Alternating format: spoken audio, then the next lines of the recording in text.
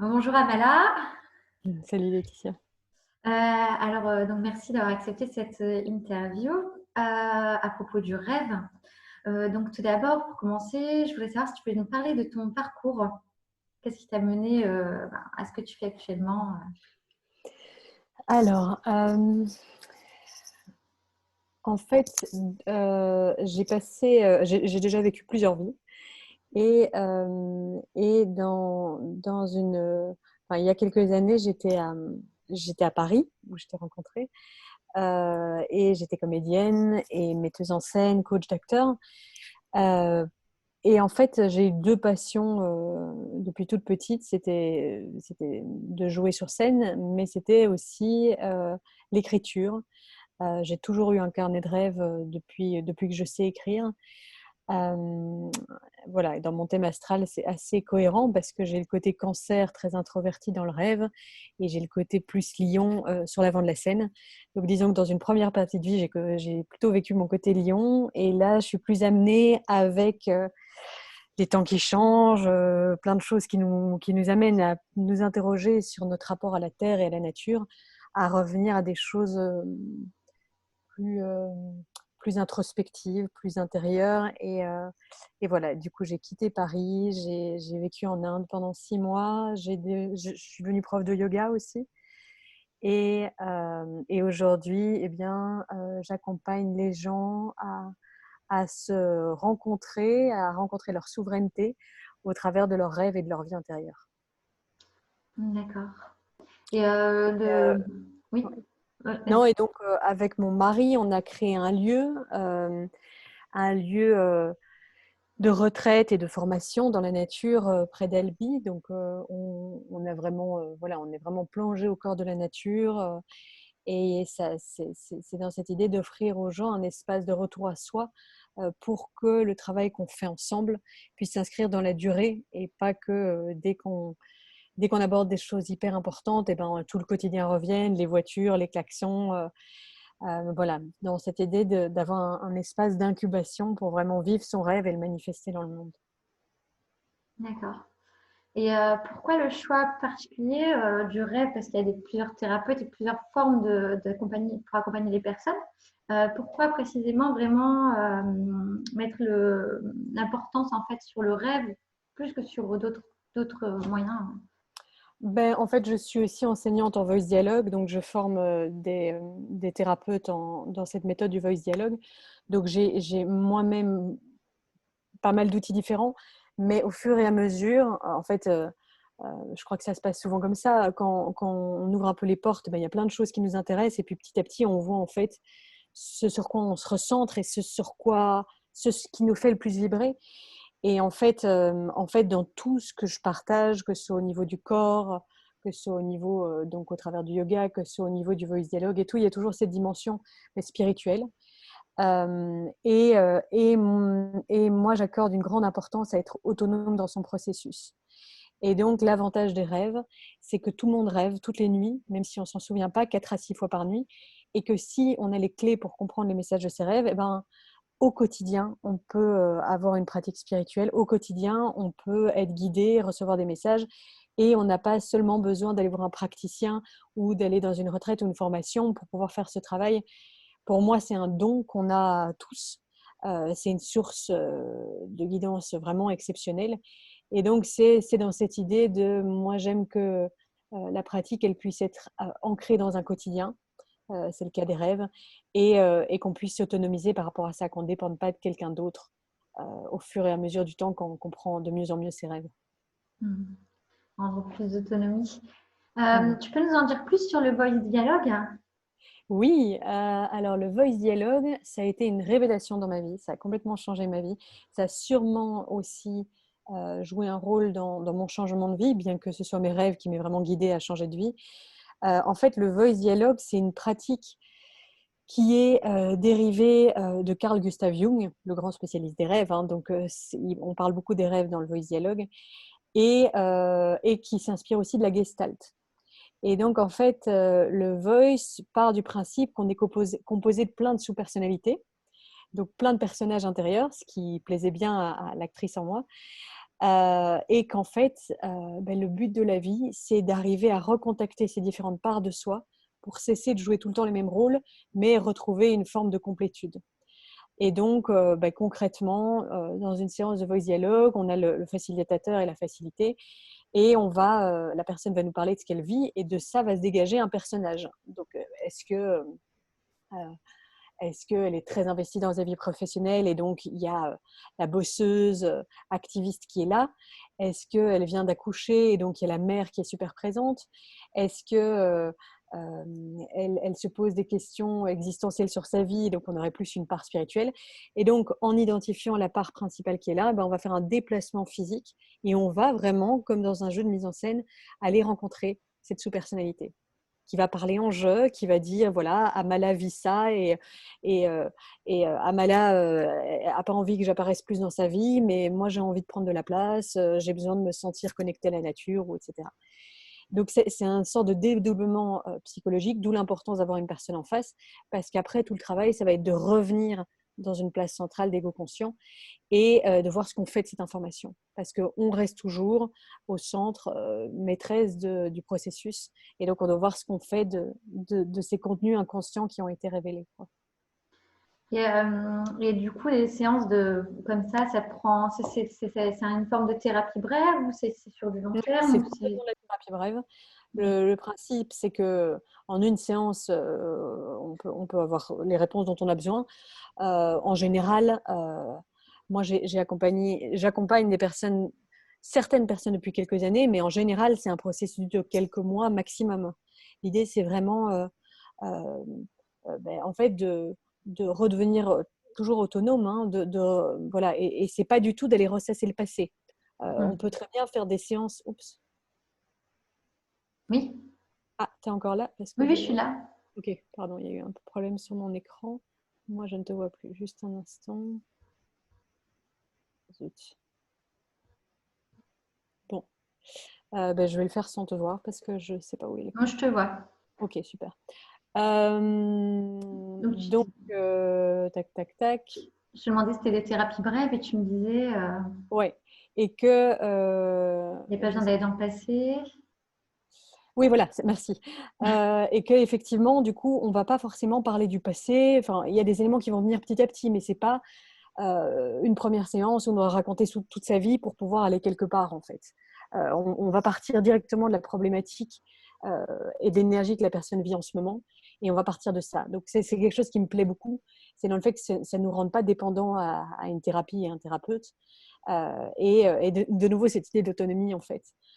Donc, c'est très incisif et c'est très puissant, parce que moi, je crois que les changements de conscience, elles se font dans un rapport avec son corps, et le voice dialogue utilise le corps pour faire ce processus-là, parce qu'on fait un déplacement, parce qu'on le vit dans le corps.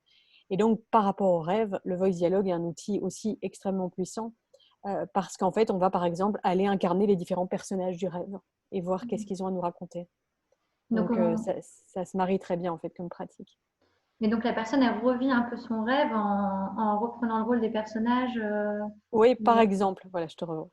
Par exemple, il y a différentes approches par rapport au rêve avec le voice. Moi, j'en ai développé une qui m'est propre, mais c'est un moyen d'accès, effectivement. C'est d'aller prendre les éléments principaux du rêve et d'aller les vivre dans le corps. L'avantage d'être facilité par quelqu'un, ça nous donne plus de recul et ça nous permet d'intégrer, en fait. Quand on a quelqu'un en face, l'ancrage du message final va être plus fort, mais c'est quelque chose qu'on peut tout à fait faire seul au fur et à mesure quand on devient plus expérimenté là-dedans. Donc oui, le voice et le rêve. En fait, le voice dialogue, c'est pas tellement une méthode, c'est plus une philosophie de vie. Et donc, elle peut s'adapter à tous les métiers. Parce que à partir du moment où on intègre cette psychologie des sous-personnalités, eh ben, on va pouvoir s'en servir, qu'on soit diététicienne, kinésiologue, coach, peu importe. C'est plus une façon de voir la vie qui change et un moyen d'aller rencontrer la personnalité de la personne, quoi. Et puis d'intégrer les différentes parties de soi. C'est ça. Ouais. Super intéressant. Mais justement, tu disais que tu avais développé ta méthode et donc récemment, tu as créé une école qui s'appelle les éveilleuses du féminin, si je ne me trompe pas. Donc, est-ce que tu peux nous en dire plus? J'ai regardé un peu la formation, mais si tu peux en dire plus pour l'interview. Oui, oui, bien sûr. Mais toujours dans cette démarche de manifester notre rêve à l'extérieur, je pense qu'on est amené aujourd'hui en cette période à manifester un grand rêve commun. Et donc, pour manifester ce rêve, ben, il y a le travail d'abord personnel à faire, mais ensuite le travail de la vision commune et du monde. Et donc, cette école, elle a été manifestée de ce désir de se dire, OK, c'est très bien que je fasse des formations, c'est très bien, les gens sont contents, voilà, tout va bien. Mais dans le fond, est-ce qu'il n'y a pas un sentiment d'inaboutissement, tu vois, de faire une formation et donc, j'ai eu envie, en fait, de ramener à jour les anciennes écoles des mystères où on était initié à aller dans ces profondeurs, où on était initié à découvrir sa part spirituelle, à vivre des processus de mort et renaissance pour, en fait, vraiment faire son travail personnel, mais ensuite devenir pour les autres aussi un exemple d'éveil, quoi.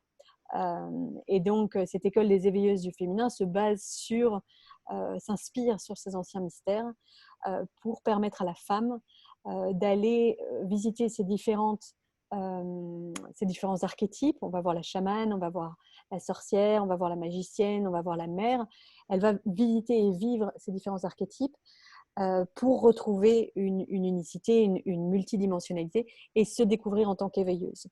Je crois profondément qu'on est toutes éveilleuses, mais pour ça, il faut faire le travail d'aller dans ces profondeurs pour voir en fait quelle pierre on ramène au monde. Et donc, chacun de ces modules, c'est fait sur 9 mois, donc une naissance, et il y a 4 modules. Et en fait, à chaque fois, il y a une autre éveilleuse qui est là. C'était dans l'idée aussi du cercle, en fait. Parce que je crois qu'on a été dans une société patriarcale très menée vers une verticalité du sachant à celui qui reçoit, etc. Alors qu'aujourd'hui, avec cet éveil au féminin, à des nouvelles valeurs de terre, d'empathie, de co-création, de collaboration, et on est amené à former de plus en plus de cercles, exactement comme toi, quand tu me proposes cette conférence, on est amené de plus en plus à co-créer et faire quelque chose qui va dans l'ordre d'une spirale plus que d'une tour, en fait. Donc, ça change notre géographie du monde. Il y a de plus en plus de communautés qui émergent, d'envie de revenir à la terre, à la permaculture. Ça change notre état d'esprit.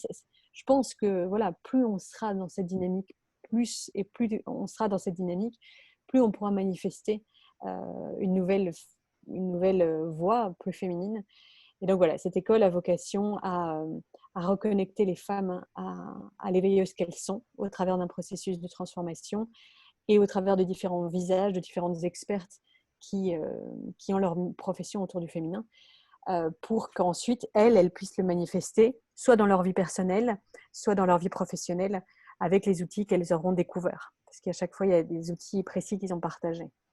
D'accord. Parce que tu as écrit également un livre, Femmes et sorcières. Et c'est un peu le développement de ton livre, en fait, cette école. Non, c'est vraiment pour approfondir les clés qu'il y a dans ton livre ou... Euh, euh, non, pas vraiment. D'accord. Pour le livre Femmes et sorcières, il y a une retraite qui s'appelle Femmes et sorcières où on va vivre chaque jour les 4 étapes qui sont dans le livre. Le principe de ce livre, Femmes et sorcières à l'écoute de ses rêves, c'est que la femme en fait puisse se reconnaître femme active dans le monde et sorcière reconnectée à son intuition qui peut s'affirmer dans sa différence sans avoir peur du jugement extérieur et reconnecter à son intuition. Et donc de cohabiter les deux. Parce que je trouve que souvent, quand on parle de la sorcière, ben, ça met une pression. Parce qu'on se dit, oh, il faut que je sois comme ça, il faut que je fasse ça, il faut que je m'habille en blanc, il faut que je masse une couronne de fleurs, il faut que je fasse des rituels tous les jours, il faut qu'il y ait de l'encens tout le temps qui brûle dans ma maison. Et en fait, en prenant le féminin, pour moi, on retourne dans une sorte de patriarcat pusher qui nous oblige à faire des choses, sinon on n'est pas à la hauteur. Et donc l'idée, c'était femme et sorcière, on peut être femme engagée dans le monde, tout en étant connectée à son âme avec cette sorcière. L'intérêt du mot sorcière, c'est la sourcière, donc celle qui retrouve sa source intérieure, mais c'est aussi la femme qui n'a pas peur d'aller voir son ombre. Parce que pour manifester sa lumière, il faut aller voir son ombre, il faut faire le travail de se libérer des anciens schémas, des anciennes croyances. Et donc, c'est la sorcière, c'est celle qui dit bah, ok, moi je sais que voilà, je suis comme ça, et je sais que ça peut déplaire, mais voilà qui je suis. Donc, ça, c'était plus voilà, cette première étape de reconnecter nos deux parts actives et introspectives ensemble. L'école des éveilleux, c'est plus dans la démarche de comment participer socialement au changement du monde et comment, voilà, je pense que notre génération, en général, on a Saturne en Capricorne, donc il y a un besoin d'amener des changements au niveau de la société. Et c'était ma façon aussi de contribuer à la société en rendant ça possible dans notre lieu, quoi. Hmm. Et j'ai regardé un petit peu, tu as aussi des outils, enfin, je sais pas si c'est dans cette formation ou une autre que tu proposes, qui permettent vraiment à la personne, comme tu disais, de se rendre vraiment autonome dans le rêve, enfin, qui permettait à la personne à la fois d'être autonome dans le rêve, mais aussi de pouvoir après, elle, accompagner des personnes aussi au niveau de leur rêve. Est-ce que tu peux en dire plus aussi sur cette Oui, partie? ça c'est la formation que j'ai créée là récemment parce que j'avais du temps enfin pendant ce confinement et que je crois qu'il est plus que temps qu'on devienne plus autonome par rapport au message de ses rêves parce que je suis un peu triste de voir à chaque fois les gens qui soit disent bah, c'était absurde, je comprends pas, j'ai jamais des rêves intéressants parce que pour moi c'est un jugement vis-à-vis d'eux-mêmes qui est très fort. Je le connais, hein, je peux dire ça aussi, mais je trouve ça très dommage parce que voilà, le rêve, il vient pour nous aider à comprendre des choses qui se sont passées dans la journée, pour nous aider à comprendre si on est sur notre bonne route ou pas, pour nous aider à harmoniser nos relations, pour nous aider à être mieux dans notre vie. Et donc, de chercher tout le temps à l'extérieur des solutions en allant soit voyager, soit faire des séances, soit aller faire un hammam ou quoi, c'est super, c'est nécessaire. Mais une pratique avec soi-même est aussi indispensable. Donc cette formation s'appelle la rêveuse éveillée, dans l'idée que je crois que les vrais acteurs et actrices du changement aujourd'hui, c'est les rêveurs, parce que pour créer un monde nouveau, il faut avoir une vision, et si on base nos visions sur celles du passé, il n'y a rien de nouveau qui peut en sortir.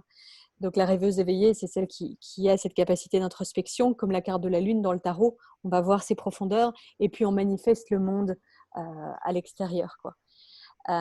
Et donc, cette formation, le niveau 1, c'est vraiment pour soi-même devenir autonome par rapport au message de ses rêves. Donc, j'ai vraiment mis tous les outils, toutes les pratiques possibles. Et voilà, il y a vraiment beaucoup de matière. Et le niveau 2, c'est justement, comme tu dis, pour les personnes qui veulent accompagner les gens à mieux comprendre les rêves.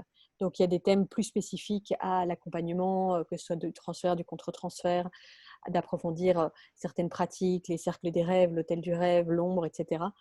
Voilà, mais le niveau 1, c'est vraiment pour toutes les personnes qui sont intéressées par nourrir une pratique introspective, comme ça, spirituelle, grâce aux rêves, quoi. D'accord. Moi, j'avais une question, c'était concernant le rêve lucide. Est-ce que tu le pratiques? Est-ce que tu le recommandes? Enfin, est-ce que tu l'utilises? Est-ce que tu as voilà, ton avis dessus? J'ai beaucoup exploré ça à l'époque où j'étais en Inde, justement, parce que j'étais seule, que j'avais plus de temps, que j'étais moins fatiguée que quand on est maman, quand on est parent. Et parce que j'étais en recherche très, très forte de réponses, etc. Donc, j'avais besoin de poursuivre mon introspection dans mes nuits.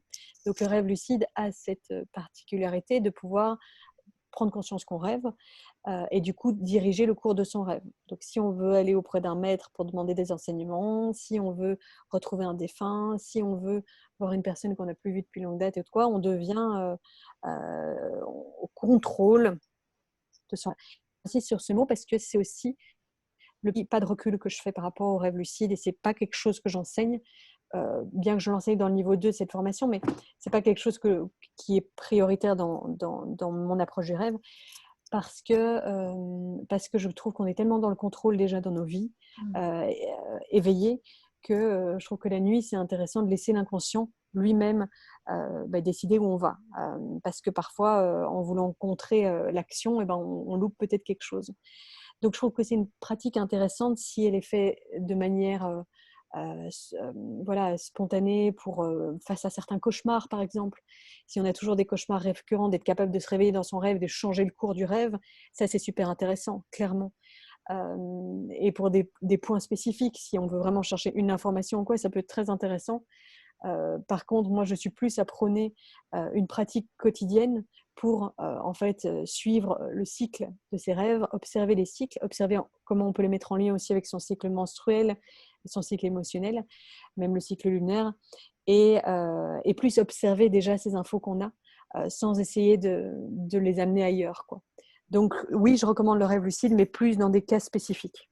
Oui, je comprends. Et qu'est-ce que j'allais dire? Rêve lucide. Et donc, oui, est-ce qu'il y a des cheminements dans ces... Enfin, voilà, est-ce qu'il y a différents types de rêves?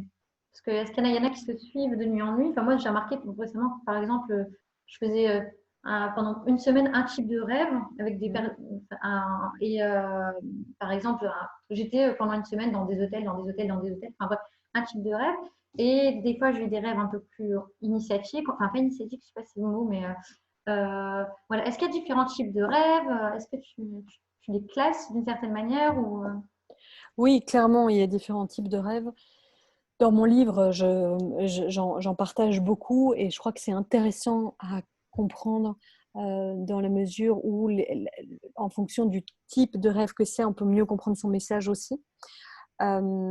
Néanmoins, toujours par rapport à cette idée du cerveau gauche qui veut reprendre le contrôle, pour moi, c'est une information, mais ce n'est pas une fin en soi.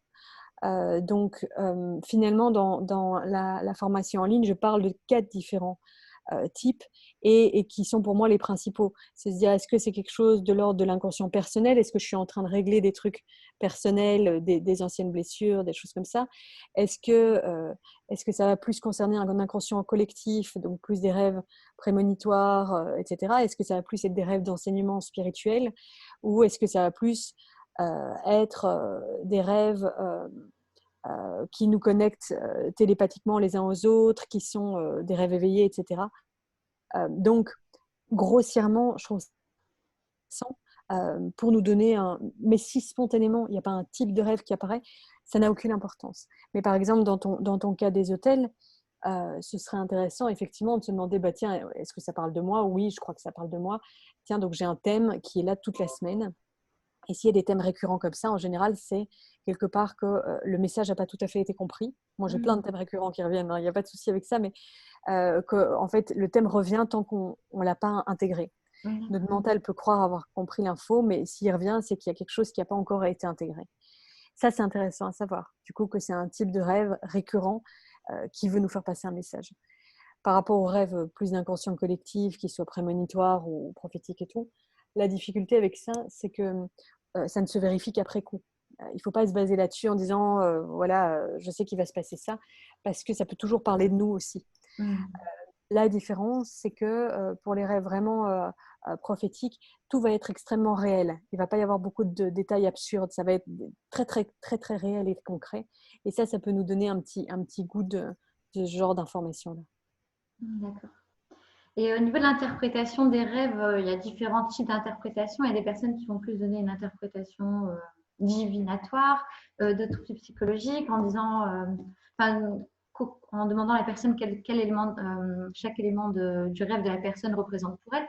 Toi, quelle est ta méthode, si tu sans tout à fait la dévoiler, mais quelle est Ben alors, en fait, Jung disait, avec le rêve, il faut surtout avoir aucune définition définitive. Et je suis très d'accord avec ça, parce que le rêve fait partie d'un... C'est vraiment la partie de l'iceberg immergée. Donc, on peut apprendre à parler de mieux en mieux son langage pour de mieux en mieux décrypter ses symboles. Mais chaque rêve, pour moi, peut s'ouvrir d'une façon différente. Il n'y a pas une voie qui soit juste. Il y a des voies qui correspondent à certaines personnes plutôt que d'autres. Une psychanalyse, par exemple, va correspondre à des personnes qui sont plus dans le mental, qui ont plus besoin de comprendre les informations, qui seraient plus cerveau gauche. Une exploration par le corps, comme avec le voice ou la gestalt ou, euh, ou des éléments qui nous connectent physiquement à la sensation du rêve, sera peut-être plus pour les personnes cerveau droit qui ont besoin de connecter le corps, l'émotion et les images, quoi. Donc, en fonction du rêve, moi, je vais avoir une approche différente et en fonction de la personne. Mais après, on a évidemment des attirances plus vers des choses ou d'autres en fonction de qui on est. Mais je ne crois pas qu'il y ait une méthode qui soit bonne. J'aime l'idée que les rêves soient d'une source, donc quelque part un peu comme des messages spirituels, parce que elle nous permet de prendre du recul et pas de le juger trop vite aussi le rêve. Parce qu'on a trop entendu que les rêves, c'était un espèce de résidu du mental et c'était la poubelle. Et donc, il y a un côté où on va très vite squeezer le message du rêve en disant non, mais ça c'est juste parce que hier j'ai vu ma voisine et qu'elle m'a donné du gâteau, c'est pour ça qu'elle est dans mon rêve. Sauf qu'en fait, l'inconscient est beaucoup plus intelligent que ça. Et il va utiliser ces images parce qu'il y a une certaine émotion qui est associée, mais pas juste pour nous parler du gâteau qu'on a reçu de la voisine. Sinon, effectivement, il n'y a aucun intérêt à rêver. Le rêve, il vient toujours nous donner une information qu'on ne connaît pas encore. Et ça, c'est important de s'en souvenir. Et est-ce qu'on peut, là c'est une internaute qui m'a posé la question, est-ce qu'on peut demander des messages à ses rêves, des messages, parce que le rêve lucide, tu dis qu'on peut demander des messages, mais on peut pas, c'est difficile d'en faire sur commande, mais est-ce qu'on peut demander des messages à ses rêves si on a des interrogations, voilà. Complètement, complètement. Et ça, c'est une des premières choses que j'explique bien dans mon livre. C'est l'incubation onirique. C'est une pratique qu'on fait depuis des millénaires, que les Grecs déjà utilisaient pour demander des remèdes à des maladies, des réponses à des questions, etc. C'est le fait de simplement poser la question, comme tu dis, à son inconscient et s'endormir avec cette question et au matin noter le rêve et voir comment il peut répondre à cette question. Ce qui est génial avec l'incubation onirique, c'est qu'à une époque, ça me faisait peur parce que je me disais, oui, mais si je pose une question, je vais amener le rêve dans une direction. Et en fait, qui suis-je pour amener le rêve quelque part dans une direction? Et ce qui est super par rapport à ça, c'est qu'en fait, l'inconscient, il choisit les priorités. Donc, si notre question, c'est en fait pas la priorité, il va traiter du sujet prioritaire et notre question, elle sera balayée. Donc ça nous remet dans une confiance, c'est que oui, on peut demander des réponses. Et c'est de toute façon l'inconscient que Jung appelait Dieu. Hein. L'inconscient, c'est la déesse, c'est Dieu. C'est de toute façon lui qui décidera, elle qui décidera ce qui est prioritaire pour nous. Quoi. D'accord, c'est très intéressant. Je regarde si j'avais noté d'autres questions.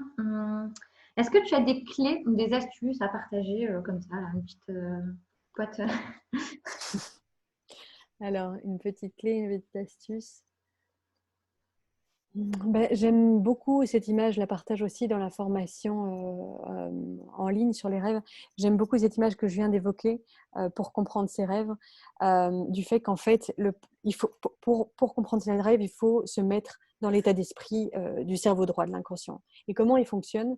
En fait, il va capter des informations du quotidien en reliant une image, un événement à une émotion. Et donc, en fait, quand il va prendre la voisine qui nous a offert un gâteau, si à ce moment-là, on venait d'avoir un proche au téléphone qui nous annonçait la mort de quelqu'un, eh ben, le gâteau, on va l'associer à un deuil, à un sentiment tragique, alors que on se dit, bon non, elle m'a offert un gâteau, c'est sympa.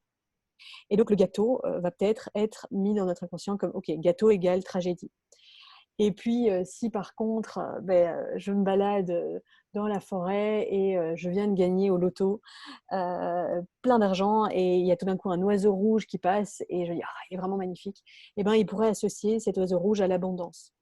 Et après, dans mon rêve, il va y avoir un gâteau qui va être servi à table, un gros gâteau. Je me dis, ah oui, oui, ça me fait vraiment penser au gâteau de cette voisine, mais je ne sais pas pourquoi il me rend triste ce gâteau. Et c'est bizarre parce que je me dis, mais non, c'était sympa de sa part. Et donc, voilà, un petit truc, une petite clé, c'est d'en fait relier pas l'image au vécu, à l'événement, mais voir quelle est l'émotion qui a pu être enregistrée en dessous. C'est comme un code barre, quoi. C'est de voir quel est le code barre de l'image, quel a été le vécu qui a été associé à cette image, avant, après, pendant. Et ça, c'est un super truc pour comprendre ses rêves, quoi. Merci. Je regarde si j'ai d'autres questions, parce qu'elle a été très pertinente, donc du coup, c'est ça. Non, j'ai plus de questions. Est-ce que tu as quelque chose à ajouter ou un message ou quelque chose que tu souhaiterais partager par rapport à ce que tu as créé et même un message par rapport aux rêves également. Je vais partir, pour moi c'est toujours facile de partir de ce que je vis pour trouver du sens. Et en fait, ce que je trouve très important dans le travail avec les rêves, c'est que ça nous réapprend à devenir cyclique. On nous a éduqués, enfants, à toujours voir réponse, enfin question-réponse, résultat, enfin toujours un égal. Ça égale ça égale ça, et étape plus, machin. Et on n'a plus du tout l'habitude de réfléchir de manière cyclique. on n'est pas du tout habitué à écouter les changements émotionnels qu'on vit tous les jours, à écouter les changements de son corps, à écouter les changements de saison. C'est pour ça d'ailleurs que l'école des éveilleuses du féminin est basée sur les saisons, pour nous réapprendre à écouter ces différents cycles. Et donc, je trouve que c'est un des plus beaux enseignements du rêve, c'est que ça nous montre en fait qu'on est cyclique, qu'il y a des thèmes qui vont revenir à certaines périodes de nos vies, à certaines périodes de notre cycle, que tous les jours, on n'est pas dans le même état. Donc, écouter ces fluctuations, c'est toujours très drôle parce que on prévoit des choses dans le futur. Donc, on dit, j'ai une interview avec Laetitia, là, tel jour. Et au moment même, c'est parfait, je suis dans la bonne énergie. Sauf que si je regarde pas, si je consulte pas mon cycle menstruel, mon cycle lunaire, et ben en fait, je serais peut-être pas du tout dans la bonne disposition. Mais ma tête a prévu, ok, ligne directive, je vais faire ça. Et donc pour moi, le rêve nous réapprend à écouter ces cycles et à les accepter. Que c'est ok de pas toujours être active, que c'est ok de pas toujours en faire, être active sur les réseaux sociaux, être active, les des proches. On n'est pas un robot. Et les rêves nous apprend ça. C'est que tous les jours, notre météo, elle change. Et c'est de réapprendre à écouter notre météo intérieure. Et je crois que vraiment, s'il y a un message par rapport à la période qu'on vit actuellement, c'est vraiment ce retour à écouter sa météo intérieure, à écouter ce qui se passe à l'intérieur de nous, parce qu'on a trop été aveuglés par des besoins de pouvoir, des besoins de consommation, des besoins de compétition. Et pour être dans la compétition, ben, il faut être au top tout le temps. Et donc, on n'est plus des êtres connectés à la Terre et au cycle parce qu'il y a des valeurs patriarcales qui ont pris le dessus. Donc voilà, ça, c'est vraiment un des cadeaux principaux pour moi de la femme sorcière, hein, de la sorcière qui écoute son cycle, mais aussi des rêves, c'est de nous réapprendre à être bienveillant vis-à-vis de nous-mêmes et de dire non, mais aujourd'hui, aujourd'hui, par exemple, c'est une lune en taureau. Moi, je me sens beaucoup plus fatiguée. Je sens que je suis plus lente. Je sens que j'ai envie d'être à la maison rétrospective. Nanana. Et c'est complètement OK. Et si je voulais être dans la performance, j'aurais dit, écoute, Laetitia, c'est vraiment pas le moment. Mais en fait, non, tu vois, c'est OK. Et donc, d'accueillir ça, voilà, pour moi, c'est un des cadeaux du rêve. Mmh. Ouais, et puis sans culpabiliser de pas d'avoir des cycles en fait et d'être De jouer avec, quoi. Ouais, méditation en ouais. mouvement en fait. Ouais, c'est ça, c'est ça. Ouais, Ah, c'est vraiment très pertinent. Enfin, moi, ça me parle beaucoup. ouais, chouette. Et je te remercie. Bah, moi, j'ai terminé avec mes questions. Si tu as quelque chose à ajouter, moi, c'est avec grand plaisir que je l'accueille dans cette interview. Sinon, après, je vais, je vais partager le lien de tes différents sites, enfin, du livre, de l'école et de la formation sur les rêves. Parce qu'en plus, c'est très, très bien expliqué. Genre, surtout dans la formation sur les rêves, j'ai regardé le programme. Mm. Vraiment, il y a une question-réponse. Voilà, si on Mhm. hésite.